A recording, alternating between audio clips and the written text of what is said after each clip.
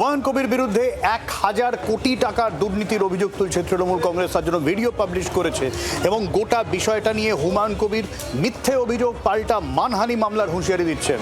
আর এই সমস্ত নিয়ে হুমায়ুন কবিরের এক সময়কার রাজনৈতিক শিক্ষাগুরু অধীর চৌধুরী বলছেন, ধর্মের কল বাতাসে নড়ে।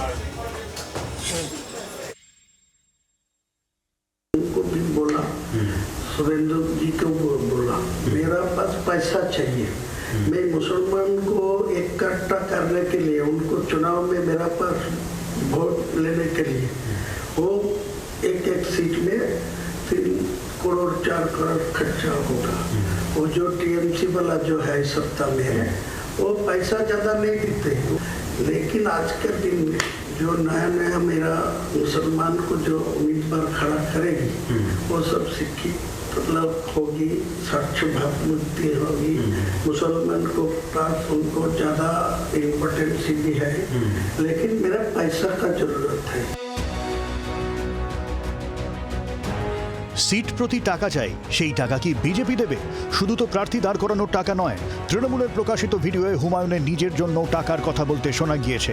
পাশা উল্টে দিতে হুমায়ুনের নাকি চাই 1000 কোটি। मेरा पैसा का जरूरत है। आपको टोटल कितना पैसे का जरूरत है जो आप ये आपका लक्ष्य है इसको पूर्ण कर सकते हैं? नहीं, पूरा लक्ष्य होगा 1000 मिलेगा तब बहुत, मतलब 1000 करोड़। কিরকম ভাবে একটা মসজিদের নামে সে যে ভাবে তার সওদা করছে এবং 1000 কোটি টাকা চাইছে, 300 কোটি টাকা অ্যাডভান্স চাইছে। কেন?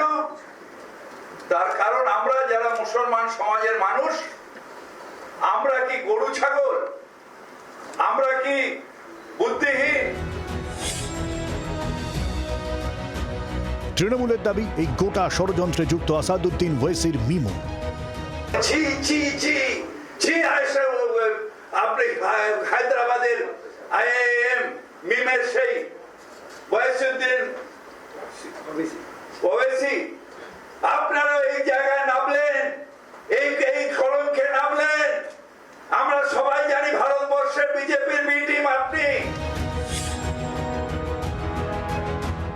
খোঁচা দিতে ছাড়ছেন না বহরমপুরের কংগ্রেস প্রার্থী হুমায়ুনের এক সময়কার রাজনৈতিক গুরু।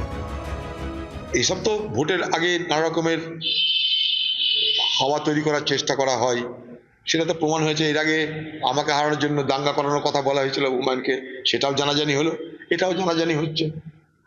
ধর্মের কল বাতাসে নড়ছে। স্বাভাবিকভাবেই পাল্টা চক্রান্তের অভিযোগ তুলছেন হুমায়ুন। বিজেপির মতো গোটাটাই এআই ভিডিও বলে দাবি তার।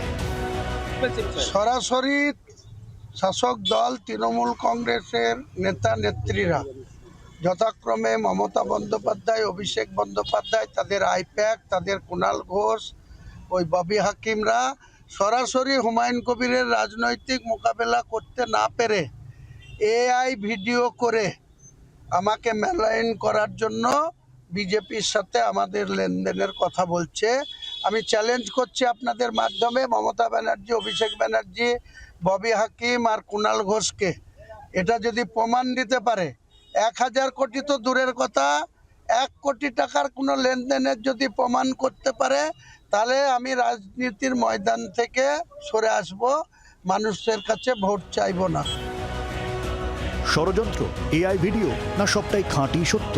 ভোটের আগে অস্বস্তি আরও বাড়ল আম জনতা উন্নয়ন পার্টির প্রধানের। ব্যুরো রিপোর্ট, জি24 ঘন্টা। বাংলার আওয়াজ, বাঙালির আবেগ, জি24 ঘন্টা।